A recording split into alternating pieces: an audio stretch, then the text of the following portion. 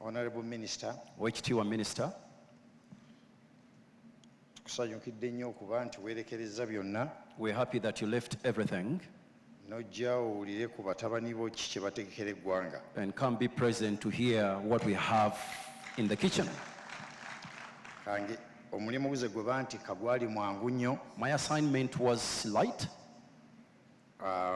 Chairman n'olukiiko bwe bampita The chairman and the committee, when they had me, bagamba tumanyi bino obitegeera naye told me- twagala otuyambe we know you are an expert in this, but we need your help okulaba nti otukwatira ku nsonga ya products ki ze tuyinza okukola okukuza omulimu gwaffe. that we may know what products we need in our job for further development.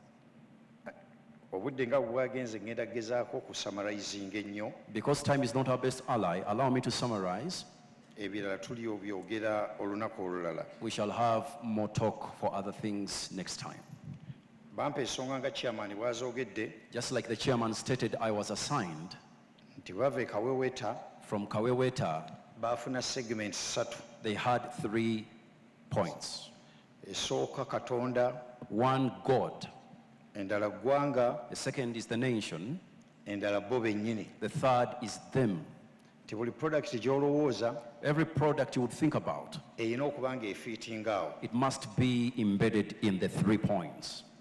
Ttiimu gye nasanga The team I met, baasooka ne bambuulira ebizibu bye babadde nabyo they outlined the challenges they had. nga bw'ogenda ew'omusawo. Just like you go to a physician. Ennaku ezaasooka nagamba mwogere byonna. The first days I asked them to pour out everything. Nze nali simanyi mu bulamu bwange nti ndina kintu kye ndikola n'aba Boda-Boda. I never knew that in my life I would have business with the Boda-Boda riders. Bamanyi nga abatategeera abagoba eddalu tebali manageable, I knew them as men who are inhuman. ng'otya n'okugamba n'abeeka nti kati nina kye nkola n'aba Boda-Boda. You would even feel not to talk that you have any association with the Boda-Boda. Bayinza okulowooza nna ogudde eddalu. They would think maybe you are out of your mind. Naye ttiimu gye nasanga bambuulira mu kusamarayizinga But the team I met was really wonderful. kumpi nga babaddemu emyaka nga 2.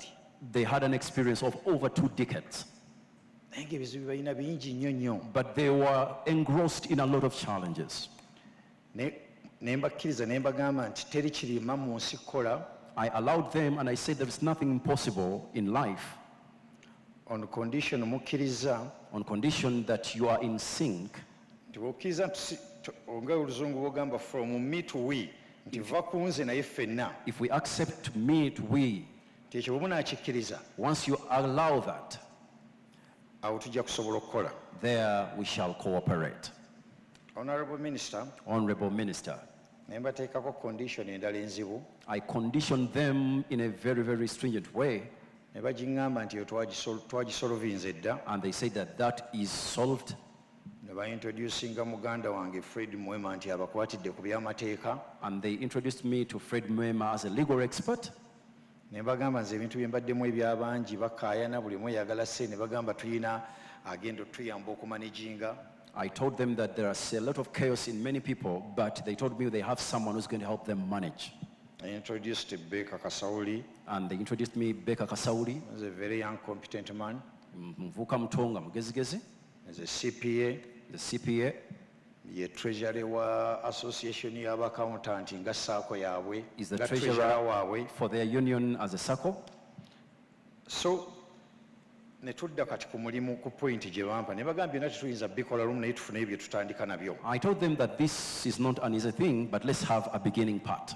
Ebiyinza obbayamba okwejja mu bwavu, That can help you to get out of poverty, ne bayamba eggwanga. help the nation.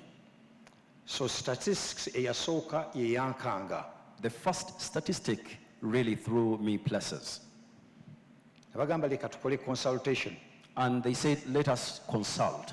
Ate ng'ebbanga baŋŋamba ttono nnyo nti January tulina okulonkinga. Yet the space for the launch was near in January. Honorable Minister, Honorable Minister, nange nafuna shock ey'amaanyi. I got a shock of my life as well. Natambula mu district zo Traveling in your districts ne tawuni zo, cities, and the towns and the cities, I think 20 mu wiiki emu. 20 towns within 1 week. I was surprised nti teriyo district yo, teriyo kibuga kyo kyoyinza kubuuza muntu yenna as a technical nti oyina boda mmeka, abakola mu kibuga kyo bali bameka, stage ziri mmeka, totally zero. I was surprised that there was no any audit work in the towns. No one knew how many Boda-Bodas they have, how many riders, how many, everything was out of book. Bakama bange ne bagamba tulina obuzibu. And I told these guys, we are in trouble. Ngenda mu URA I went to the URA okunoonya statistics za boda to get the statistics of Boda-Bodas. I was shocked. I was shocked.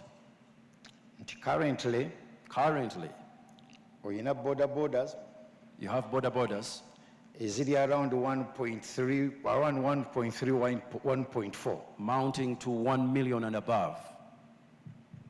Ne mbuuza omusolo boda eyingira bagisasula sente mmeka? And I asked the URA, how much do you charge for taxes for every Boda-Bodas which are imported in the country? Ne mbuuza boda abatunda bo And I asked those baddiira who are bazitunda dealers, sente mmeka? how much do they sell the Boda-Bodas? Ne mwenna muyina calculator ne nkubamu calculator. And I got the calculator to do the calculations. Honorable Minister buli ayina calculator boda kati empya Honorable Ministers, whoever has a calculator, a new Boda-Boda eri mu miliyoni 5 n'ekitundu ku miliyoni 6 n'ekitundu. goes for 5.5 to 6 million Ugandan shillings. So bwe oziza mu ssente enzungu If you convert it to US dollars, ze dola nga 1,700. $1,700. So average bw'okwata empya n'enkadde Average when you merge the old and the new, n'ozizza, so average tugamba nti buli boda roughly eringa ku $1,000. if we say each border goes for 1,000, N'ogamba figures kanzisaleko katukke ku boda miliyoni emu. let's go down, trim the figures to 1 million.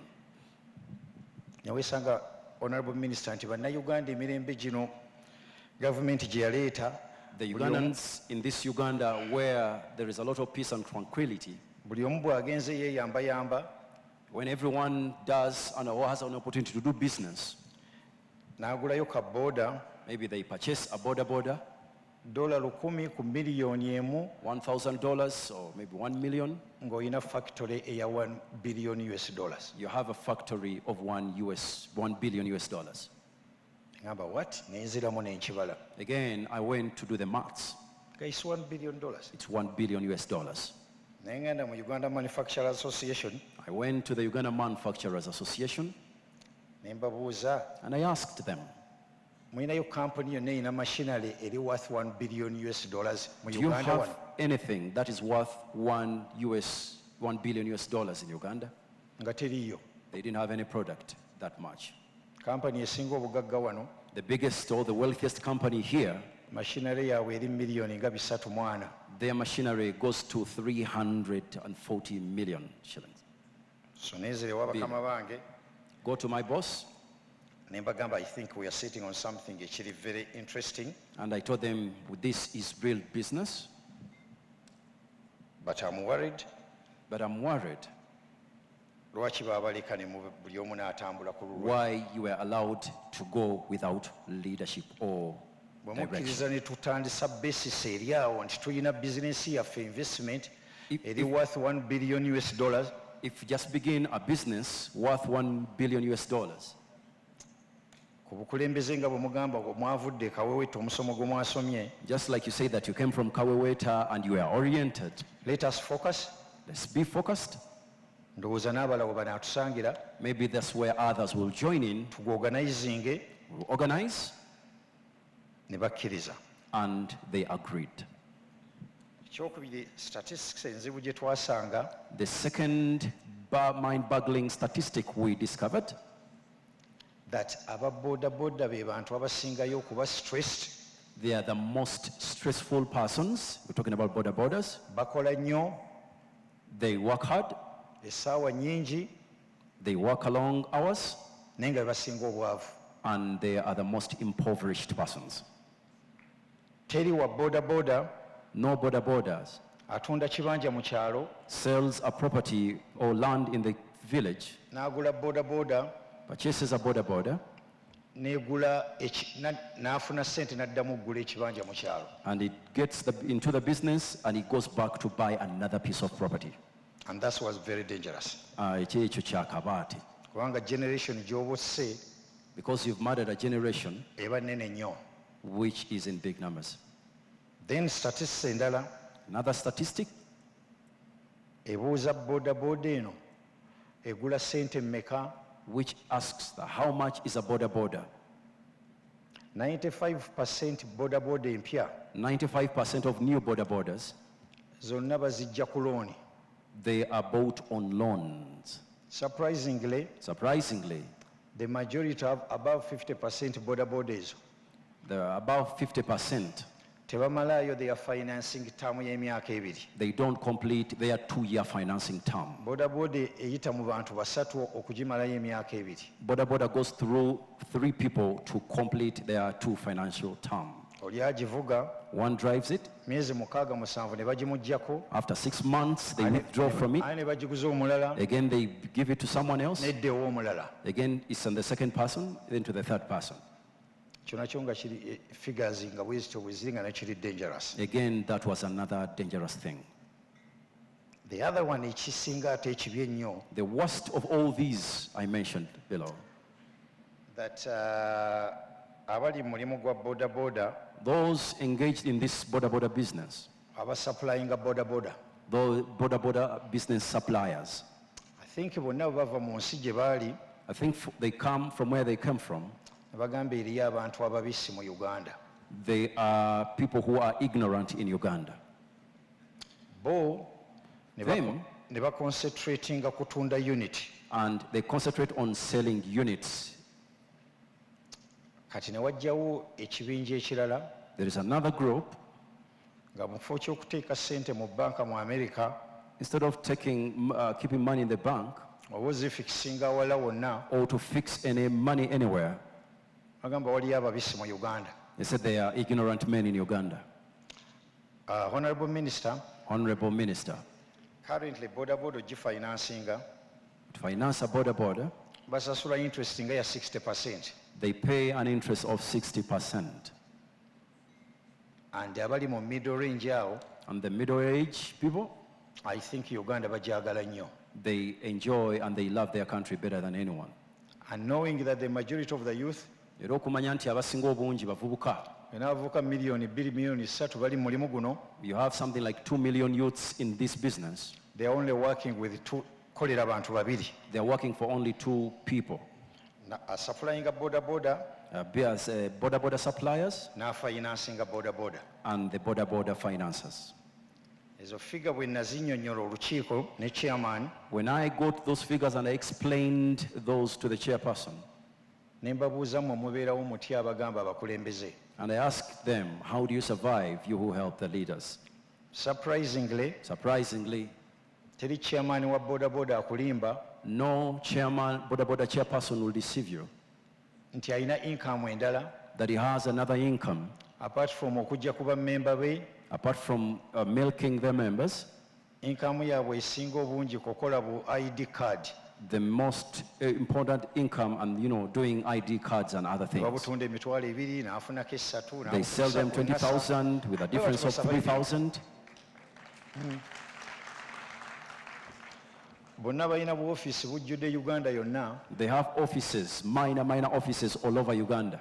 naye buli gwe balonda, But everyone they choose in leadership, bwe bamala okukulonda after you elect into leadership, oba nga afuuse MP it's like you've become a member of parliament of sorts ng'olina constituency. with your own constituents. Buli kazibu akajja bagamba chairman, Every challenge they run to the chairperson. ate nga tebaagala kuva ku bwa chairman, Yet even this chairperson, they don't want to balina relinquish power. okumaintaininga office They eyo. have to maintain those offices. Kati ne weesanga nti sente ez'okusasula school fees oba okuliisa abaana okubatwala mu ddwaliro ate bazisasula mu ka office kaabwe, Now, when it comes to taking care of their families, they will use that money to pay their ne babeera mu offices. cycle eyo. And that is the vicious circle. The other statistics enzibu ennyo Ekibalo ekirala ekikaabya amaziga, esembayo okuwa basis ku programs endowooza which gives the basic for this program that I'm working on, ze nakkirizaga nabo nti ze tuba tutandikirako and it's what I agreed on as a starting point. basupplier ba boda tebabadde fair ku Uganda. Boda-Boda suppliers have been unfair to Uganda. The quality ya boda ze basupplying The quality of these Boda-Bodas they supply, olw'okuba tewakyali control. because there is no control, Nze nva wano ne ŋŋenda ebweru I fly out of the country, ne ŋŋamba eriyo bannayuganda baagala boda nyingi, and I find the factory. I tell them they're Ugandans and they are fond of Boda-Bodas, nyinza n'obagamba teekako erinnya Ssenoga, and I can tell them, put my name, ne Ssenoga, ndeeta wano and I bring them here ne nsuula mu katale. and I drop them in the market.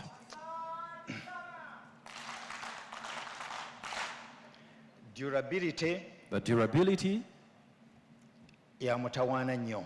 it is very, very, very bad.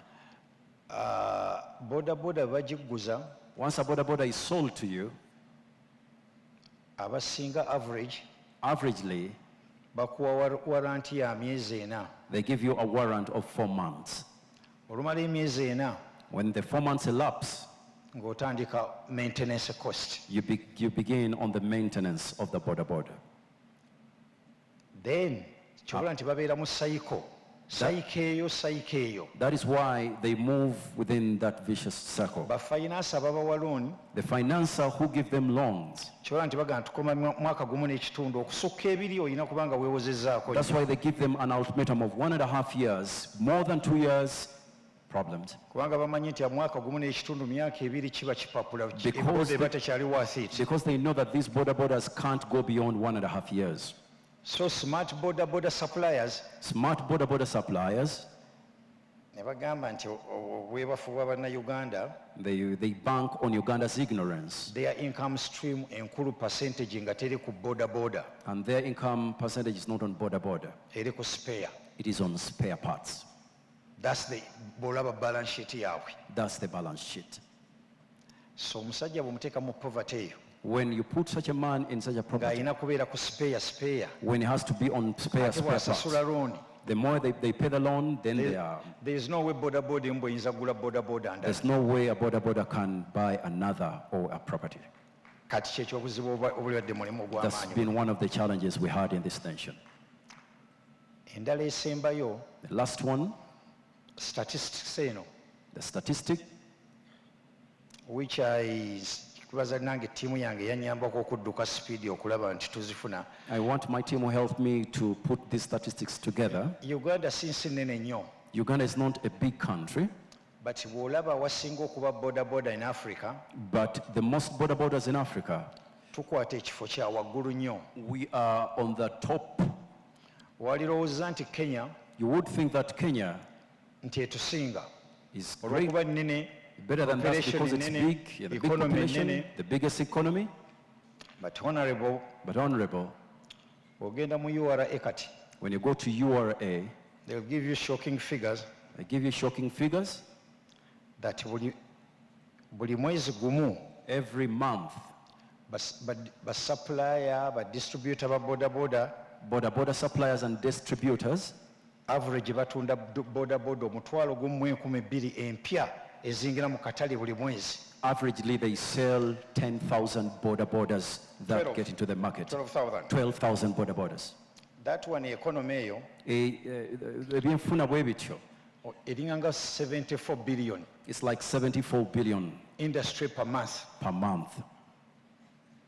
N'obuuza zonna ziragawa And you ask yourself, where are these Boda-Bodas going? because bakibala Because they made calculations, abantu bawe boda give a person a Boda-Boda, nga zikaddiwa mangu they break down easily.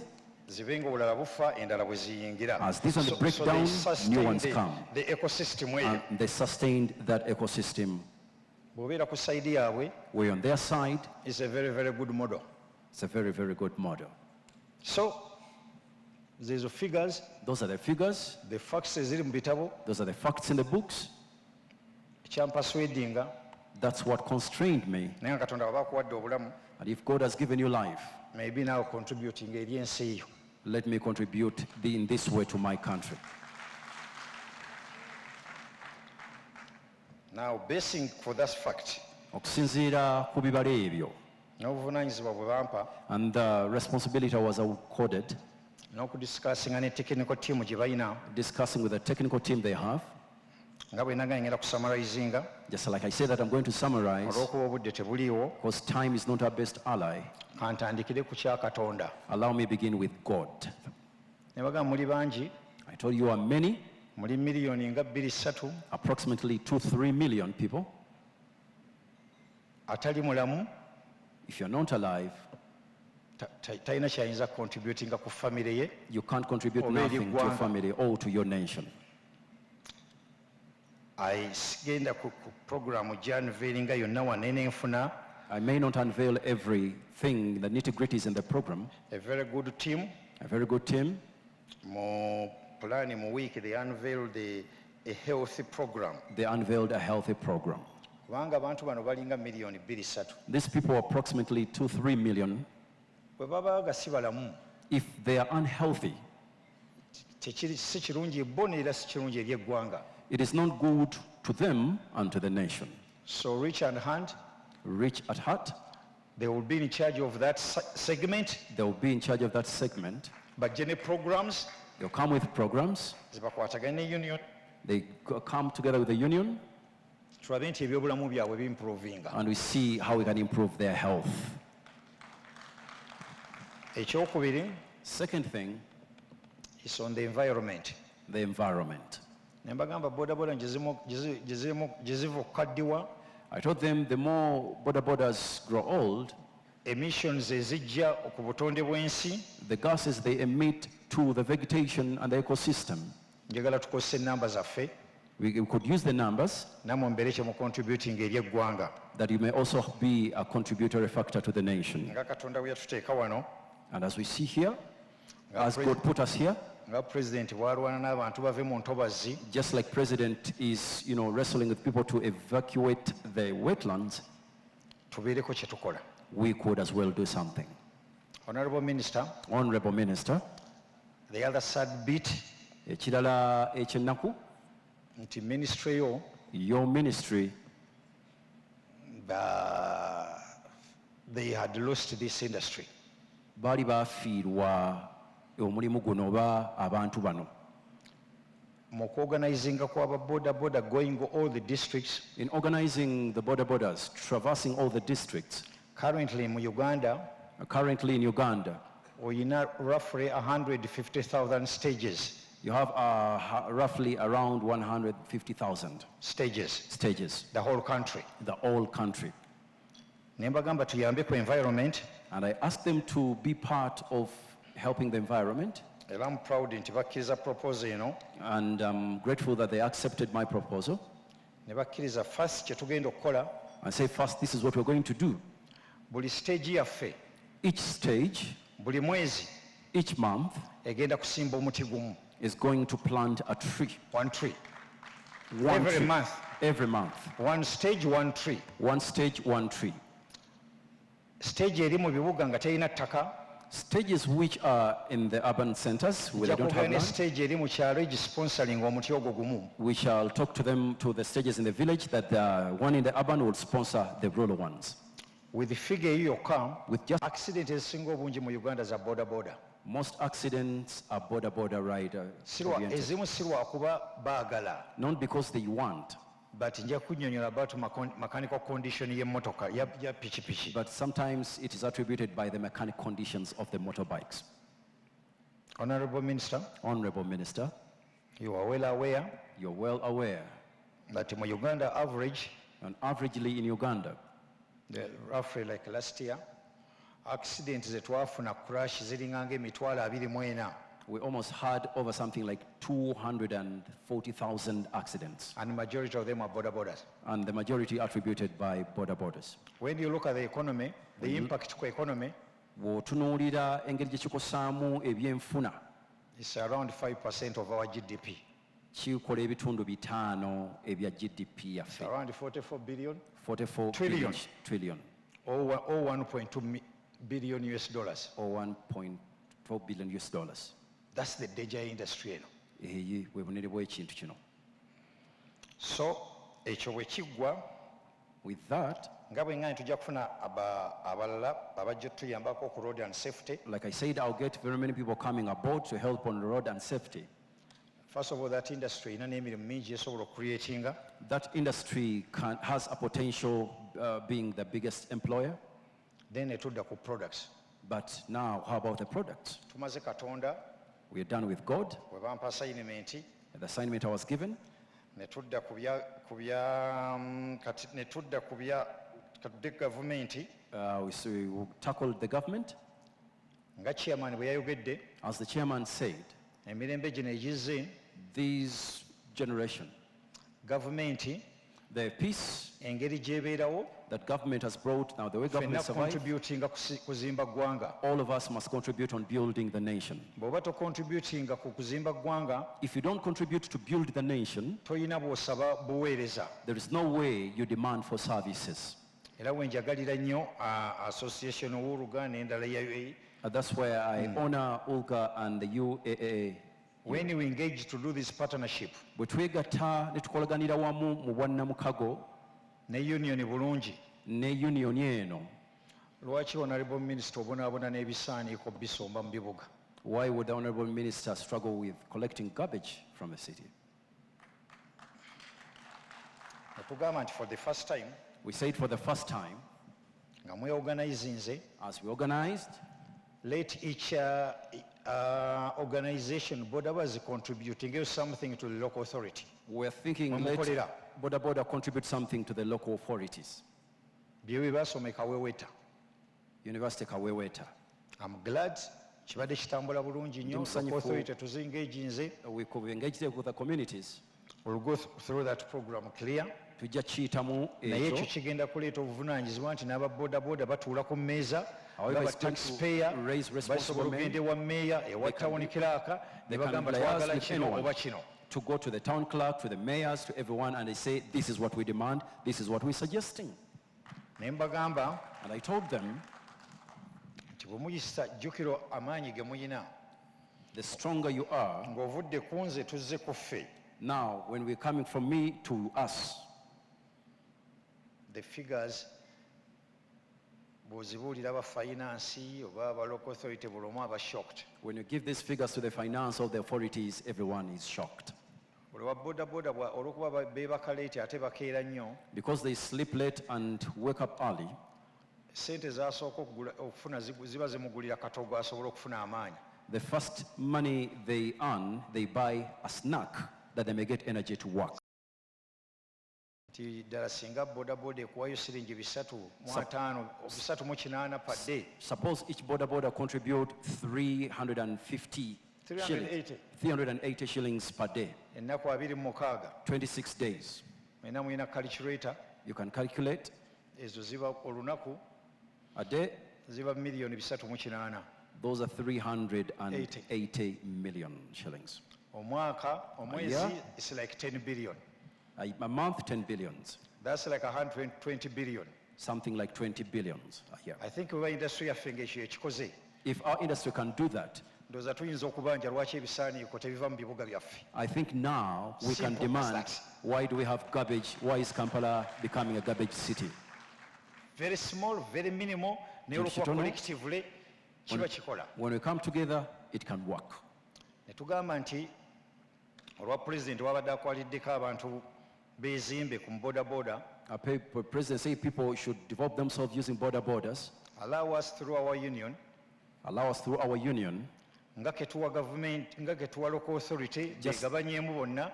just like we give to the local authority, we can divide amidst ourselves. Why don't we initiate our national borders riders development model? Watch it tetuteekawo kye bayita national development border development model. Kennyini ke tuwa government, The one we give to the government, ku local authority, the local authority, naffe tukeesonde kajje mu nsawo zaffe. we can also put that together when it is coming from our pockets. The power ya numbers mugitulaba. The numbers you see, This group this group, nga togenze ku benchinga wa Honorable Kasayija, without benching from Honorable Kasaija, togenze Microfinance Support Center, without going to the Microfinance Support Center, this leadership this leadership can have can have sente ze begeneratingidde the money they've generated for themselves, okweyamba, to help themselves, not less than 380 million per day. miliyoni 380 zitakka wansi mwezi olunaku. Omwezi ye billion 10. A month, those are 10 billions. Teri abaganye kukola obulutololino obubakola naye kino nga ffenna tukikutte nga ttiimu. If we do it as a team, I think executive ino eyinza kugaba billion nga 2 n'ekitundu buli region every month. this executive can give out 2 billion shillings every month to That's other regions. transformation. That's Sibawala transformation. w'ogijja. Awo kwe kukyusibwa. And that's a fact. Ge mazima. Ezo sente ne mu treasury teziriiyo. Teziriyo sente. Ne HE ne bw'aba ayagala ajja bbawaayo ebitaano mwakomaawo, but this one, Even HD can give you 5,000, but this one, chairman ageze n'ayogera ekigambo wano chairman said something. n'agamba nti feesi bagenda mu kusife tuli wano tutunula. Other people are invading, they're going to the state, to the space, but us, we are here on the surface. Bw'ogenda mu central bank When you go to the central bank, ng'olina biliyoni 25, having 25 billions ng'olina competent manager, with a competent manager, governor wa bank enkyakusayingira okuba ne bank, a commercial bank ate. As you are running on benchmarking, how can we do this? nga twebuuza tukoze tutya kino. We have a group called DSD from Guinea. Tuyina ekitongole ekibayita DSD okuva e Kenya. In Guinea Conakry. In Guinea Conakry, sorry.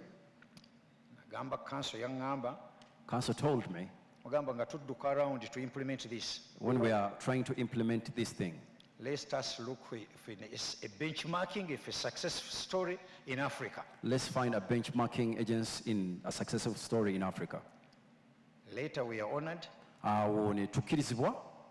Chairman waayo group eyo, they are the bamuyita director general. The director general for the DSD, Yazze ne ttiimu ye just okulaba how dream gye twayogera, he came with his team to see how far with what we discussed, kulaba nti tukiraunchinga, to see how we can launch. and they supported us technical a lot. Era yatuyamba nnyo mu by'ekikugu, We learn a lot from them twamuyigirako bingi.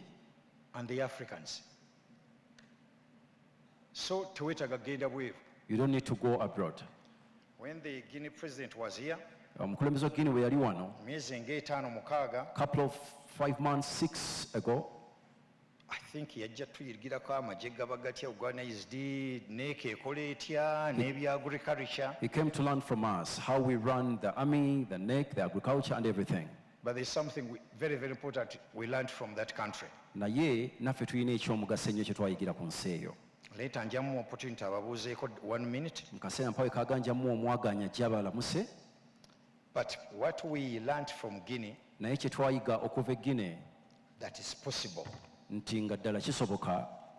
We got a shock Twawunyisibwa nnyo when we were interacting ne Minister wa Transport nga tuli Conakry, when we interacted with the Minister of Transport in Conakry ne Minister wa Budget. and the Minister for Budget.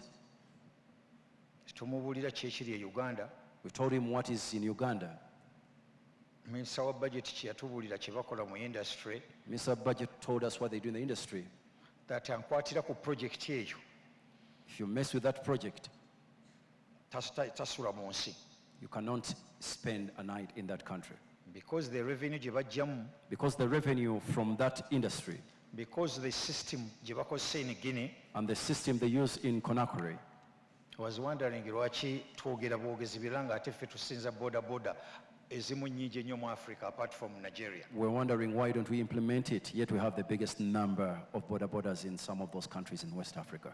So when we came back here, We twakomawo, tumaze okukola research eyo, after the research, we went to the national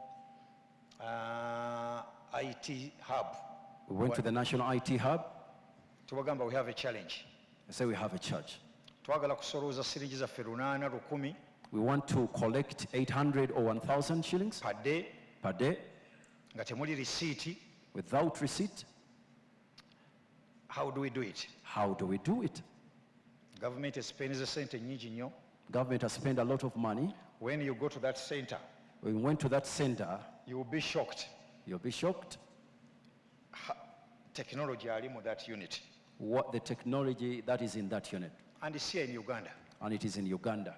Tubawa challenge, We gave them a challenge. nti myezi 2 Within 2 months, chairman Mawejje that atugambye nti atugoba Chairman- unless to produce kye tumugambye. Chairman Maweje shall have him leave if we don't produce what we agreed on.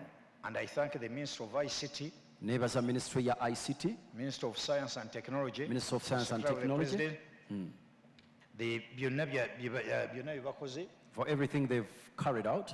So Honorable Minister, what we started with was one, Honorable Minister, what we started with was one. why don't we help the local authorities all in Uganda? Lwaki tetuyambako abakulembeze ku mutendero gwa wansi wonna mu Uganda? Ne to developing a system We develop a system whereby you can register, you can have a platform, w'osobola okwewanga olina wewewandiisiza oteeka system n'oteekamu erinnya lyo nze Ssenoga, ewanoga n'oseekawo erinnya district lyange, gundi, nze gundi, stage gundi, nze Mustafa, national insurance number yange national yeeno, insurance number is driving this, permit yange yeeno. and this is my driving permit now. With that information, Kumanya okwo, n'omanya nti buli district bwe nnyingirawo, That someone can click a button n'agamba nina boda-boda emitwalo 2 oba 1,500. that when you go to any district, they have the statistics on paper that Even they the have government this ne bwe number. beepulaninga. Even the Can government plan can with that. easily plan. I'm glad in 2 months, Mu myezi 2, currently that's live, ekyo kikolebwa, kyawedde, kyaggwa, buli district yo esobola okukikola in a not less than 1 day. Your district Nebanga can buli do emu it. ekuwadde statistics, boda-boda ziri mmeka abalina driving permit. We can know the statistics for driving Ate oyinza permits and kukikola boda otya? bodas. Obuuza gamba town clerk oba When you ask the town clerk or cow or commercial officer, or commercial official njagala buli chairman wa boda-boda that I need a chairperson for boda boda ambuulire stage ziri mmeka, to tell me how many stages we abavuzi bali have, bameka, how many and you riders. enter in the system.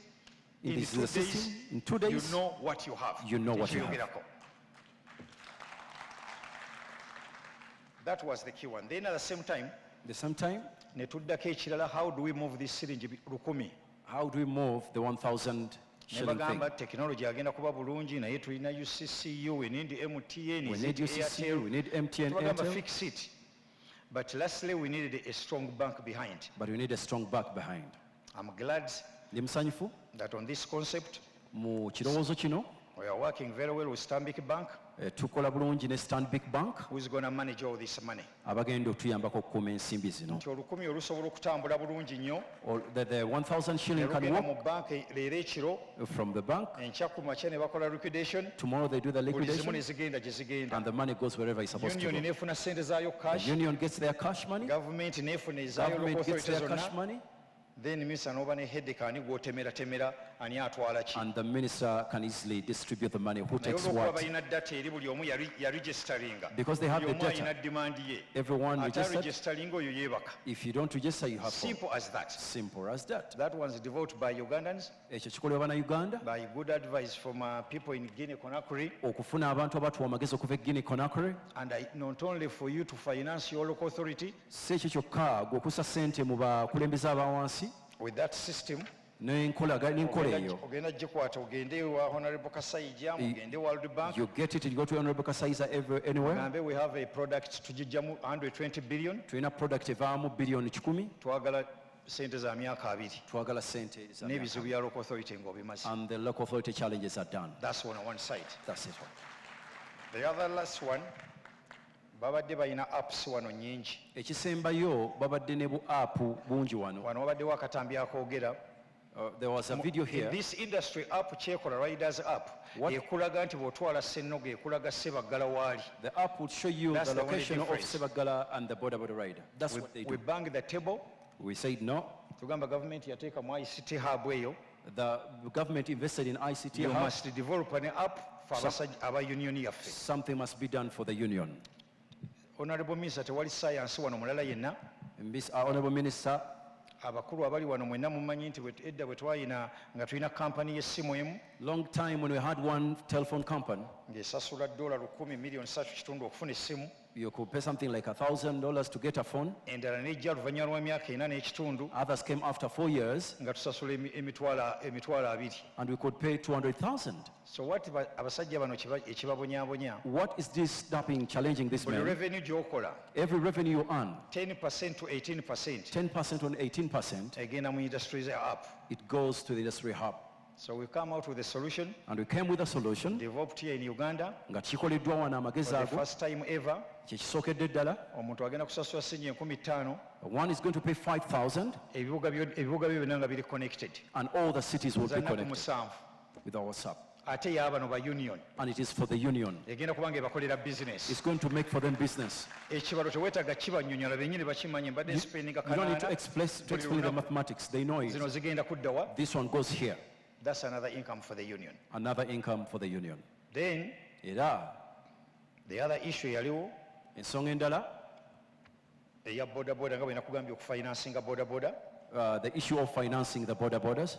Twogedde ne basupplier We've talked about the boda tugamba suppliers tuli bangi and said there are many. for the first time Omulundi ogusookedde ddala, kutandika omwezi ogujja beginning with next coming month, teri muntu alina kutunda kibanja agula boda-boda. no one will sell a plot of land to buy a boda. Leka boda-boda ekkolere Let the boda work for you ekibanja. and buy a plot of land. Condition eriemu yokka, It's only under one condition. tetugenda kukkiriza supplier mulala We may not allow any other supplier tutwala ffe ride to take us for a ride nga totuwadde quality product. without giving us quality product.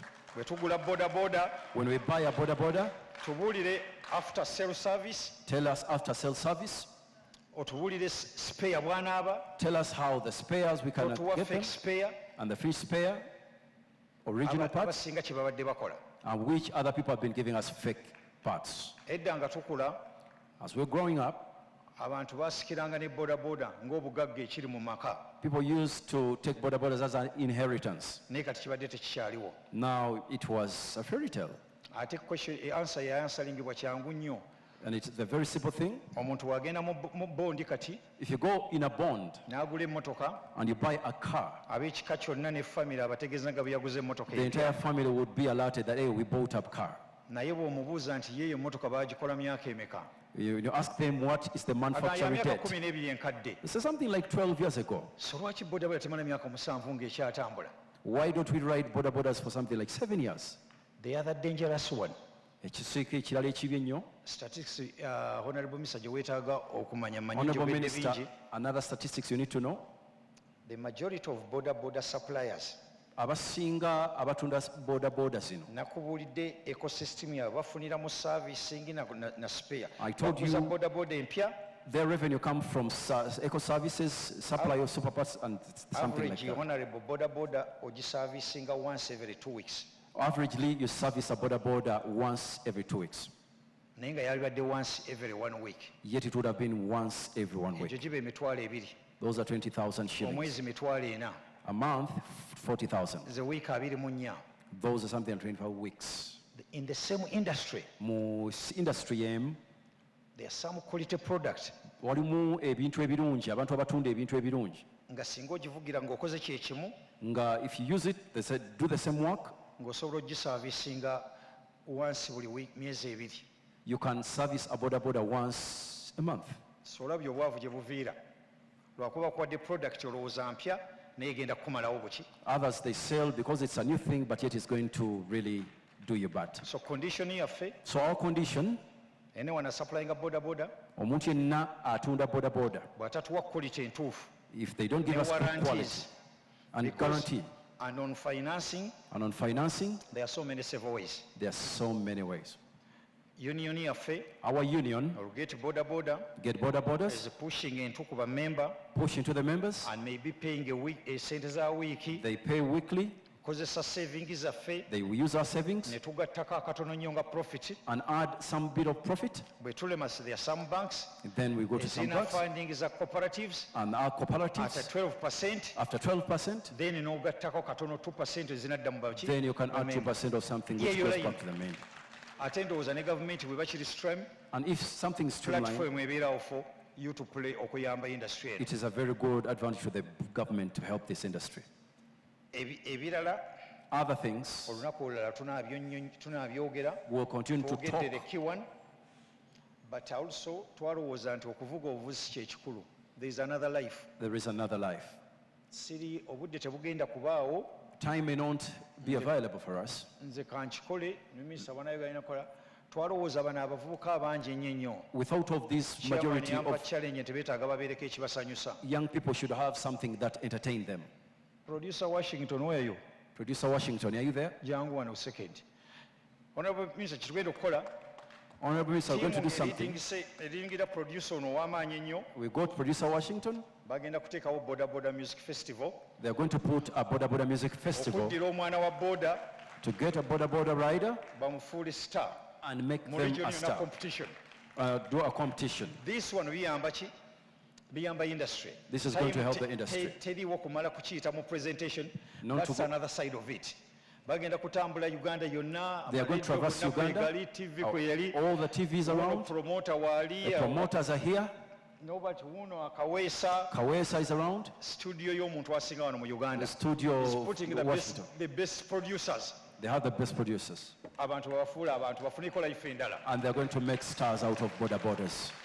They have a good presentation. They have a good presentation. That chairman nga bwe yayogedde okutandika tomorrow Or starting from tomorrow, bagenda kugulawo official ya Union House yaabwe headquarter, they're going to open up a union headquarter then buli lunaku bajja ku unveiling nga programs. and they'll be So unveiling this team programs. egenda kubeera n'olunaku lw'ena unveiling nga programs, but Ugandans abawala bammwe abaana bammwe Your children, your Wherever- daughters, everything, tugenda okuzimba sita wano. these guys are going to Religion. build stars. That's Every another region. thing to keep the what? The industry. And the sponsors bangi nnyo abali behind this. But sponsors behind, there are so many sponsors behind this team. And the Honorable Minister also in July, Honorable Minister, in July, nobody promotion, yeah? Nobody, yeah? Eh? Nobody events. Nobody Again, we're in events. charge of kutegeka Is the going to be- ground finale. is going to be in charge of arranging a Lwa July yalubuukinze edda. in July. Era Honorable Minister olunaku lusazeemu bajja ddu kubuulira. Honorable Ojja Minister, olabe we put you for kyewatandika. July. And you see stars be And bajje nga baliro babawe n'ebirabo ebigenda okukyusa obulamu The bw'abantu. stars rising from grass. Ekyo nga kiwedde With that, twaddidde abamaze gundi kunaakamala obudde bwa tebuliwo. Tetugenda kukomaawo. we're not going to stop from there. Bano balina ne ttiimu zaabwe ez'omupiira. They have football teams. I have a very good team I have a good team. etegese Boda-Boda regional football tournament. Boda-Boda regional football tournament. In 2-3 days, In 2-3 days, they're going to unveil that region yonna. they are going to launch that in the entire region. It's planned with a Super League ya Uganda. Buli district yonna bagenda kwekuba ate bajjemu ttiimu ya Every region. district are going to nabo verse bafune each other finale. and we get the best out of it. The sponsorship abali emabegaawo bayitirivu nnyo nnyo. There are so many sponsors Be one behind of the there. powerful thing. The powerful Naye mu teams. myezi 2-3 ogenda kuwulira nga Uganda yonna bagiyina. 2-3 months you see the That's entire another side Uganda. of this massive project. Bwe bulungi bw'ekintu kino obulala.